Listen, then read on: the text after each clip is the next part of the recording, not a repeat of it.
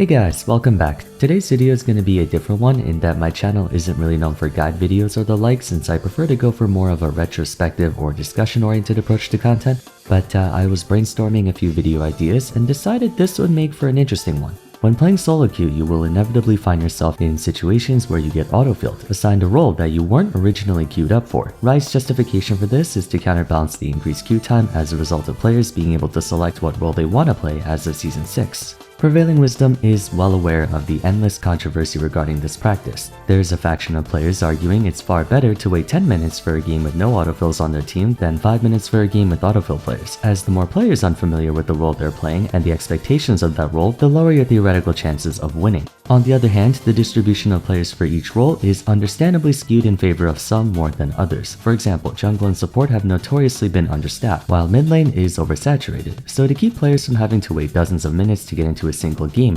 compromises will have to be made to ensure a convenient experience for everyone. In light of this, I thought about making a video on who I believe to be the best champions to play when autofilled.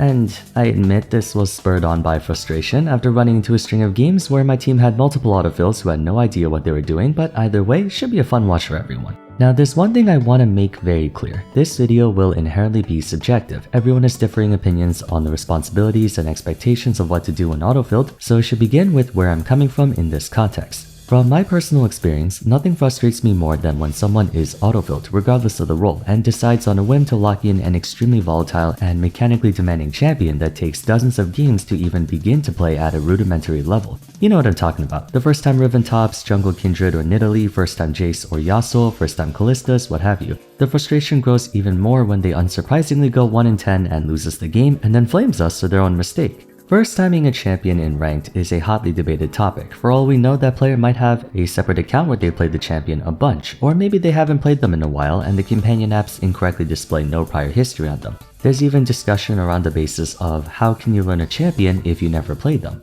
That's not really what this is about. When autofilled, it's safe to assume your available knowledge of that role is not as extensive as someone who mains that role. Therefore, erring on the side of caution, the practical stance you should take is that of preservation. Doubtless, there are moments where an autofill first-time Rengar outperforms an 80% win rate Smurf Velvet one-trick, but naturally, those are the exceptions, not the rule. For the majority of autofill scenarios, with the assumption we're trying to find the most efficient and least risky way to win games, it's in your best interest to make it as easy for your team to win as possible. That might sound extremely counterintuitive given it's common knowledge not to trust anyone on your team, but that's part of the reason why everyone has such a negative opinion towards autofill. No matter the circumstance, everyone believes they're the only person capable of 1v9ing the game and go full on main character syndrome even when not in the best position to do so, especially when first timing a champion. When I say make it as easy for your team to win the game as possible, I don't necessarily mean pray your teammates can carry you. What I mean is to have the highest chance of pulling your weight when autofilled, you have to exert as much pressure as you can while exposing yourself as little as possible. And the best way to do that is to enable your teammates to do their jobs more comfortably. Therefore, it's in fact possible to carry your team to victory, just not in the way many people think. The champions I choose for this video will have that theme in mind. It's important to remember that things can change and this video may or may not withstand the test of time. That being said, a champion's current strength in the meta is usually irrelevant to an autofilled. It doesn't matter if, say, Rek'Sai has a 55% win rate. If you're autofill first timing her, I seriously doubt you have a comprehensive understanding of how and why she has a 55% win rate. Vice versa, just because a champion has a 45% win rate doesn't mean they're a troll pick. It may not be ideal statistically speaking, but they still win 45 out of every 100 games. It's not a 0% win rate, and once again, when autofilled, you really shouldn't be in the mindset of 1v9 John Wick. That's what turns a 45% win rate into a 0.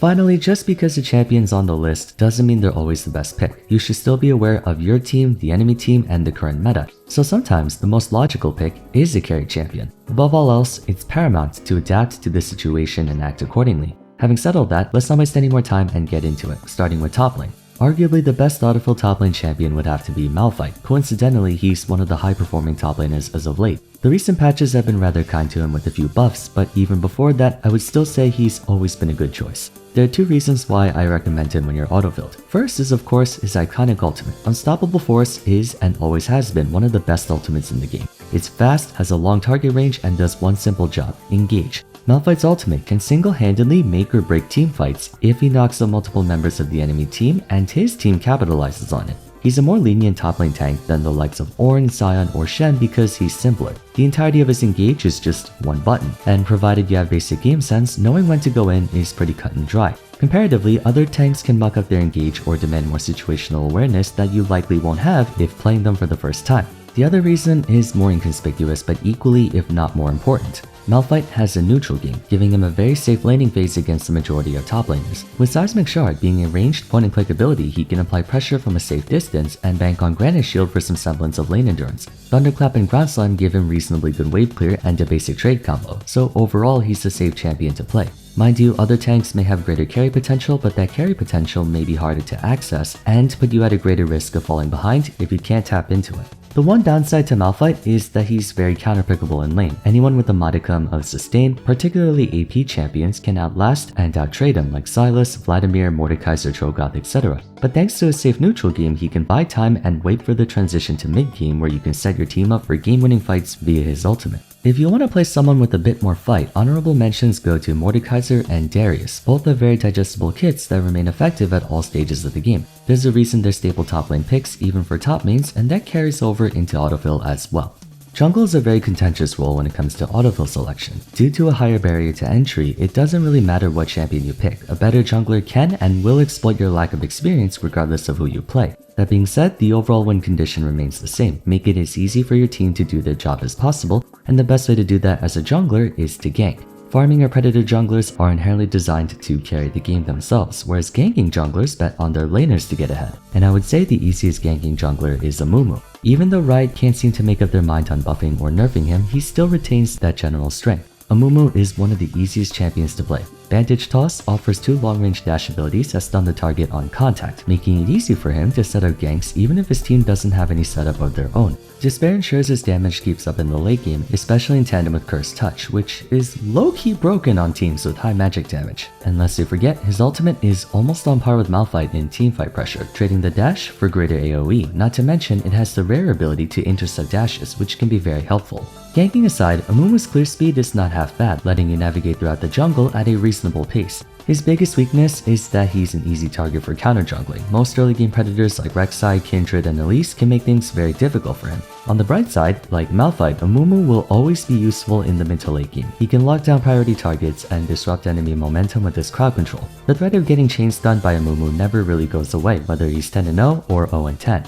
Once again, if you're looking to play someone with a bit more fight in them, honorable mentions go to Jarvan IV and Vi, whose engage potentials are just as good as Amumu's but trade area control for damage. Jarvan in particular has been performing quite well ever since they introduced AD scaling to his W shield. Some of you might wonder why I didn't list other engaged tanks like Zac or Sejuani. I just feel like it would be redundant because they overlap with Amumu. One more thing, if you're insistent on playing a carry jungler, try to steer away from power farmers like Graves, Master Yi, and Kayn, or 1v9ers like Viego and Rengar. If you want to play someone with pressure, try to make sure they still have something that helps your team. Fiddlesticks is a good example. Does a ton of damage, but the AoE fear and silence adds a good amount of utility.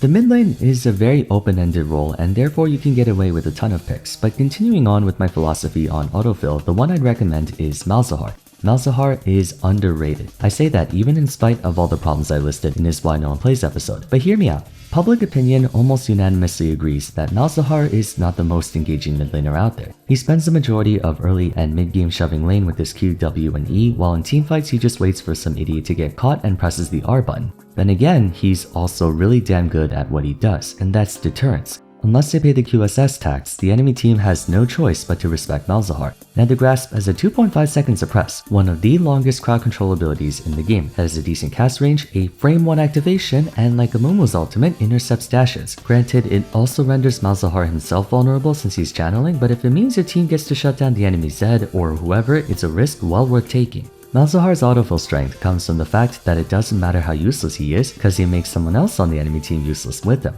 You could be 0-15 and make that critical pick on the 20-2 enemy Samira and boom, your team wins the game. One other thing that I think people overlook is his other crowd control, Call of the Void. Silence is a rare status effect in this day and age. It used to be more common back in the day, but they took it out when they realized how stupid broken it is. Does anyone remember Talon back when his E had the silence? Good times. It isn't quite as powerful as just a flat out stun, but there aren't a whole lot of stuns in the game that's ranged, AoE, and lasted 2.5 seconds. Malzahar's Q is one of the best abilities in the game at disrupting momentum because it renders anyone who depends on abilities to deal damage effectively worthless for that time. Overall, Malz is an easy mid laner to play and can sometimes be really enjoyable. I'm sure at one point everyone has gotten a cheeky grin on their face when the enemy Zed or Vayne complains about how unfair Mal's ult is, but that's what he does, makes someone useless with him. Honorable mentions go to Annie and Lissandra for offering a healthy mixture of damage and crowd control. You can't really go wrong with either of them. I wanted to include at least one AD champ, but most AD mid laners are 1v9 carries that I can't in good conscience recommend.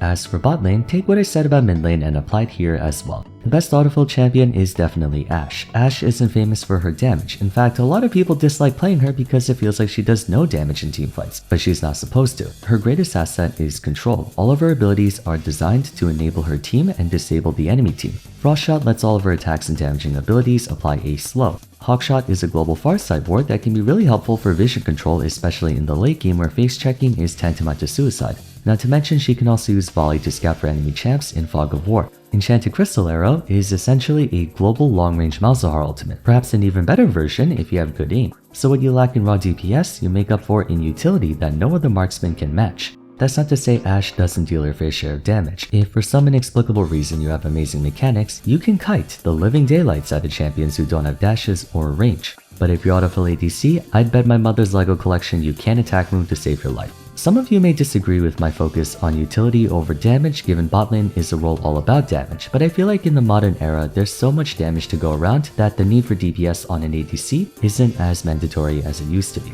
But if you do want some more raw power, you can try Jhin and Sivir. Jhin does have a learning curve, but at the very least you don't need high APM to play him correctly. Captive Audience and Deadly Flourish let you apply meaningful pressure from a distance, and Curtain Call, while requiring some accuracy, is a low-risk, high-reward way to pick off enemies from a distance. Sivir is closest to a traditional marksman, but she's one of the easier ones. Her ultimate is still phenomenal at getting her team to where they need to be or away from where they don't want to be, and her Q and W make dealing damage to multiple targets a breeze. Can't go wrong with either. Finally, we arrive at support, and I'm gonna just get this out of the way. Blitzcrank, you have one job: hook the enemy team. There's a whole narrative about target selection, but frankly, there are times where you do want to grab the enemy Alistar or tank if the team is too far away to help them out. Blitzcrank is one of the easiest supports to play from a micro and macro mechanical standpoint. What separates him from other engaged supports is that he minimizes the enemy team's chance to respond while maximizing his team's ability to respond. When you think of someone like Leona, she has to dive into the enemy team, so even if she lands her combo on someone, that target is still in proximity of their team, whereas Blitzcrank yanks them away from their team and to his team, which you can then follow up with a Power Fist and Static Field for further disruption. Yes, you have to land skill shots, but every role has skill shots, so I'd assume you can land Blitz's hook. It's very generous, trust me. At times, an engaged support may not be the way to go though, so if you want an enchanter, I'd recommend Soraka. Of all the enchanters, besides maybe Janna, Soraka is the one least likely for you to mess up on. Am I saying she's easy? Not quite, but like Blitzcrank, you have one job: heal your team. Equinox is also disgusting at shutting down assassins. You just place it down on yourself or your teammate and it buys them some time. Not many enjoy playing Soraka for the same reasons as Malzahar. She's kind of boring. But I would play a boring champ 10 out of 10 times if it means I get a free win. Honorable mentions go to Janna and Nautilus for being alternatives to Soraka and Blitzcrank. Relatively straightforward to learn, but just as impactful. I'd actually avoid playing Sona or Yuumi because inexperienced players don't know how to pressure correctly with them in laning phase. As for Leona, I don't know, I always found Nautilus to be more reliable than Leona, but that might just be me. Anyways, that's gonna be it for today. Hope this was insightful to those who needed it and entertaining to those who wanted it. If you disagree with my choices, then feel free to share your list of Autofill champs in the comments down below. But if you enjoyed, it would be awesome if you could leave a like and subscribe. Also follow me on Twitter at Varsvaren, join my Discord server, and check out my other videos if you haven't yet. But for now, thanks so much for watching, and I'll see you again soon in the next one. Take care.